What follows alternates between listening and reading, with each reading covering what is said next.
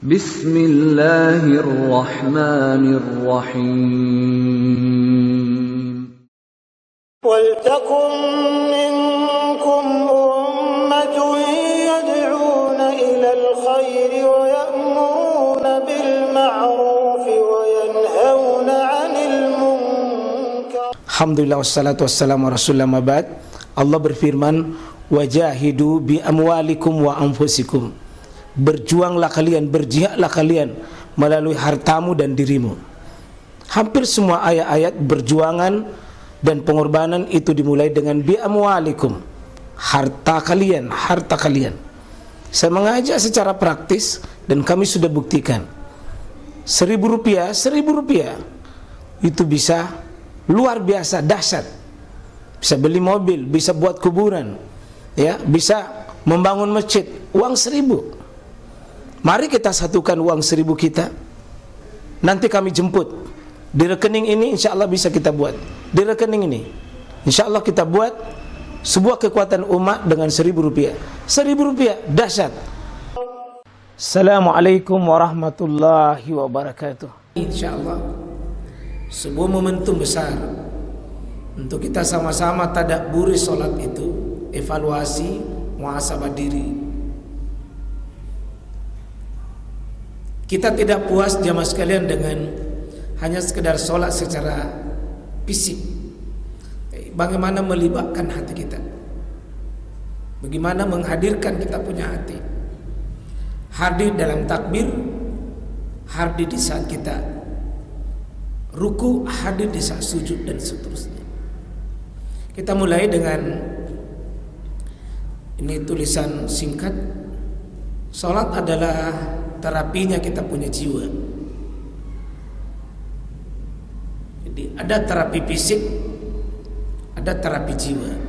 Salah satu terapi jiwa adalah salat dengan cara berkomunikasi kepada Allah Subhanahu wa taala melalui sudah ucapannya itu sudah diatur sedemikian rupa. Melalui mi'raj, perjalanan rohani menuju kehadirat Allah Subhanahu wa taala. Kita waktu sholat maghrib tadi jemaah sekalian, paling tidak ada dua yang terlibat. Fisik kita melakukan takbir, gerakan tangan kaki dan seterusnya kita atur sedemikian rupa. Tapi jiwa kita itu naik, ketemu dengan Allah. Sebagaimana Nabi kita Muhammad SAW melakukan mi'raj, ketika sudah selesai horizontal minal masjidil haram ilal masjidil aqsa, naik Nabi dari langit pertama sampai ke langit ke-7, itulah mi'raj. Kita belajar, Pak, jangan kita punya jiwa, ingatan, pikiran, hati itu tetap berputar-putar di dunia. Jika kita masih sibuk dengan pekerjaan kita, masih kita sibuk dengan dunia kita dan hal-hal yang receh-receh di dunia ini, itu berarti kita tidak mi'raj. Kita gagal naik. Dan sholat seperti ini, Pak, tidak banyak menghasilkan apa-apa. Sholat yang benar, bagaimana kita komunikasi kepada Allah Subhanahu wa taala. Melakukan pertemuan. Pertemuan itulah kita rangkai dengan rangkai kata-kata yang sangat suci, dimulai dengan tahara, bersuci. Mudah-mudahan Pak ya, kita tadi berudu itu bukan simbolis tangan itu dicuci, tapi betul-betul kita cuci tangan kita, zahir dan batinnya. Kesalahan-kesalahan tangan yang sering bergerak tanpa kontrol syariat itu dicuci, karena tidak bisa bertemu dengan ilahi Rabbi di tempat yang suci, Pak. Kalau kita tidak operasi sebagaimana Nabi dioperasi sebelum naik. Nabi didatangi oleh Jibril, dibedah dadanya, dikeluarkan kotoran-kotoran yang diisi dengan ruh, hikmah, iman, ilmu yang membuat dia bisa melampaui perjalanan. Jibril tidak bisa melewati tempat, tapi Rasulullah SAW bisa melewati tempat Sidratil Muntaha karena kesucian diri. Mari kita berwudu tidak sekedar taharah fisik, tapi memegang dan mengambil hikmah di balik itu. Pertemuan dengan Allah kita akan lakukan sebentar Isya tanpa perantara, Pak, dengan melakukan dialog langsung dengan Allah tanpa perantara. Dan ini istimewanya salat. Ini istimewanya salat sebagai bentuk wasilatan kuatan baina li abdi wa rabbi. Mukmin dengan Allah Rabbnya berkomunikasi, dan ini istimewa. Dan kita bersyukur sekali ada komunikasi ini. Kalau tidak ada komunikasi begini, Pak, kita stres. Mungkin ada yang mati berdiri dengan permasalahan yang ada pada diri kita, tapi ada tempat melepaskan, membuat jiwa kita itu terasa ringan, terasa lapang dengan menyerahkannya, dengan mulai dengan takbir kita mengatakan bahwa Engkau yang Maha Besar. Seluruh permasalahan kita itu kecil jika diambil alih oleh Allah. Dan kita sudah katakan itu, Pak. Rabbana wala tuhammilna ma la kata Nabi. Jangan kau bebani saya di luar kemampuan saya. Artinya yang paling kita khawatirkan, Pak, kalau beban itu kita tanggung sendiri, tidak ditolong oleh Allah. Karena itu inti dialog kita dengan Allah, iyyaka na'budu wa iyyaka nasta'in. Hanya kepadamu ya Allah kami tunjukkan ibadah ini, kami serahkan seluruhnya. Tapi ada penyerahan total, bulat, wa iyyaka nasta'in, dan juga kami hanya minta pertolongan hanya kepada Engkau. Betul-betul terapi jiwa, berhadapan dengan Allah secara langsung tanpa perantara, Pak. Dan ini kalau ada di antara kita, Pak, dipersilakan komunikasi dengan Pak Wali, hebat. Kalau bisa komunikasi dengan Pak Gubernur, mungkin istimewa itu. Tapi ada hal yang sangat luar biasa, bukan bertemu dengan rajanya manusia, bukan bertemu dengan raja di dunia, tapi rajanya manusia. Dari seluruh raja diizinkan kita bertemu, Pak. Minta dengan permintaan yang sudah diatur sedemikian rupa. Itulah bacaan-bacaan sholat kita. Berkata-kata dengan Allah. Disitulah jalan keluar dari kegelisahan, Pak. Sehingga Nabi itu memanggil Bilal, Bilal, arikhna bisalah. Saya mau sekali dihibur, Bilal, dengan sholat itu. Tidak ada rekreasi yang paling nikmat, Pak, melebihi rekreasi batiniah yang diaturkan kita melebihi ibadah sholat. Itu rekreasi. Kita melihat Nabi sallallahu alaihi wasallam, belum pernah ada permasalahan dalam hidupnya Rasulullah, Pak, melebihi yang melatar belakangi sampai Nabi dijemput melalui Isra dan Mi'raj. Nabi diboikot, sahabatnya diboikot, diburu, Pak, terancam nyawa, meninggal orang yang paling menyejukkan dada beliau, Khadijah. Permasalahannya sangat berat. Seandainya ada orang, Pak, berputus asa karena dalam tugas Rasulullah, tapi ada cara Allah mendampingi itu Muhammad ketika punya permasalahan besar sampai lari ke Taif, Pak, untuk mendapatkan perlindungan, keamanan dakwah, mendapat dukungan. Di Mekah sudah diusir, tidak ada pendukung. Lari ke Taif, dikira ada disambut, malah dilempari, Pak, sampai berdarah pipinya, bahkan berdarah anggota tubuh Rasulullah, sampai beliau kembali ke Mekah.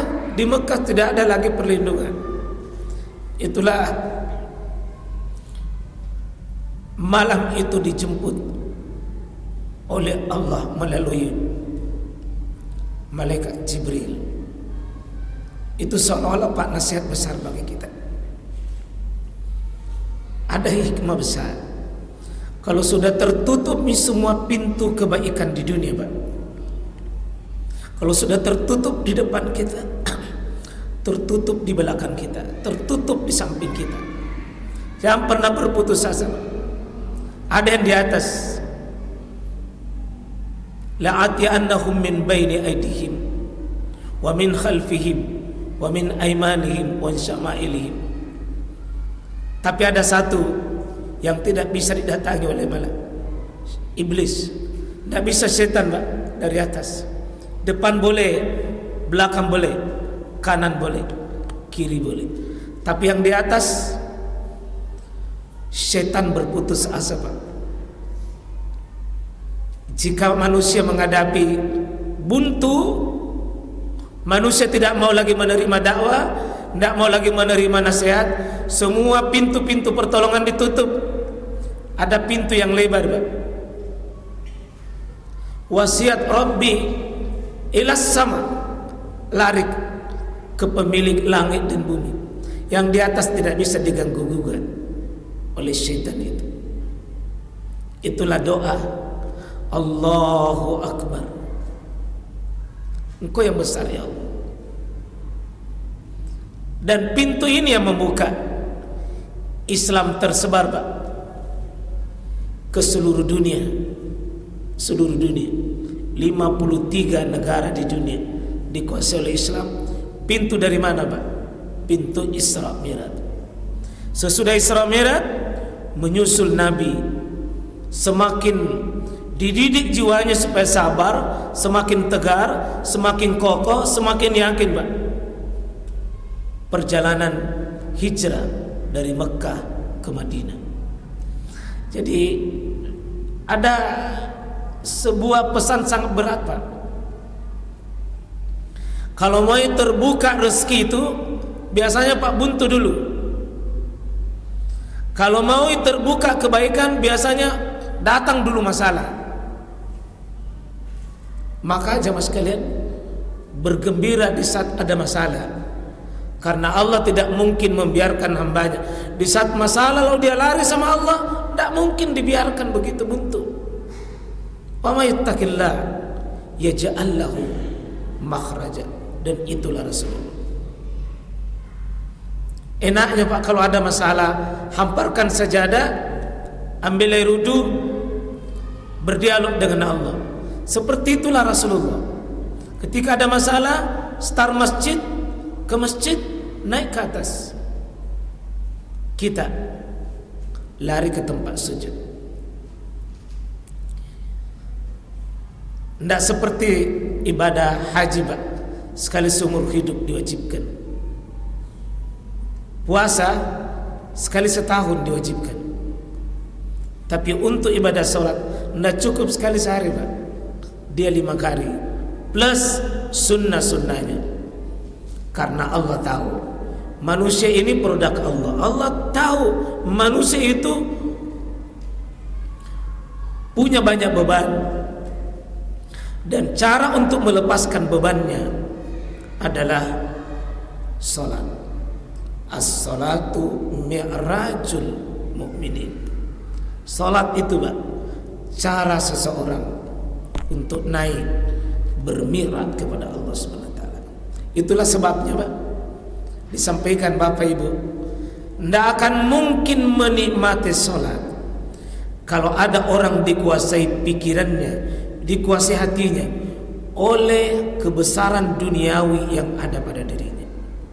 Orang yang melihat dunia itu besar dalam dirinya, wallahi demi Allah, tidak bisa kita rasakan kelezatan ibadah salat.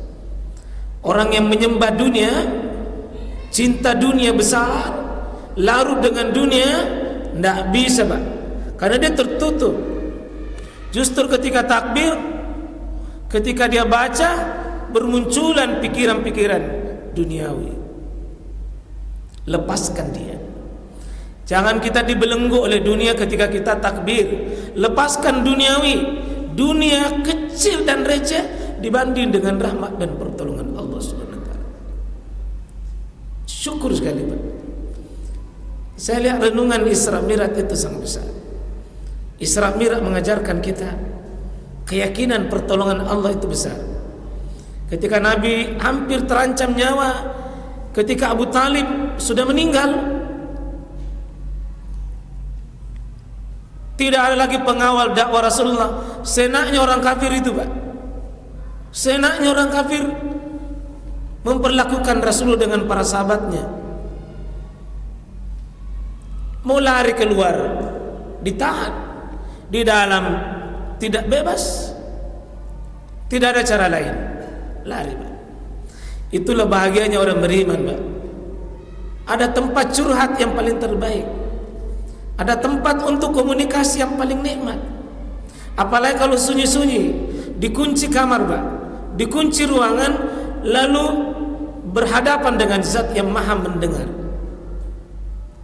Disitulah rukuk terasa kebahagiaan, Pak. Disitulah sujud terasa hiburan yang paling nikmat. Karena itu sarana untuk mendapatkan kedamaian dan ketenangan, tidak ada kalah itu salat. Tidak ada kalah salat. Tidak seperti puasa, tidak seperti zakat, tidak seperti haji. Maka salat ini dirangkai dengan gerakan, dirangkai dengan ucapan, yang semua itu kebutuhan jiwa.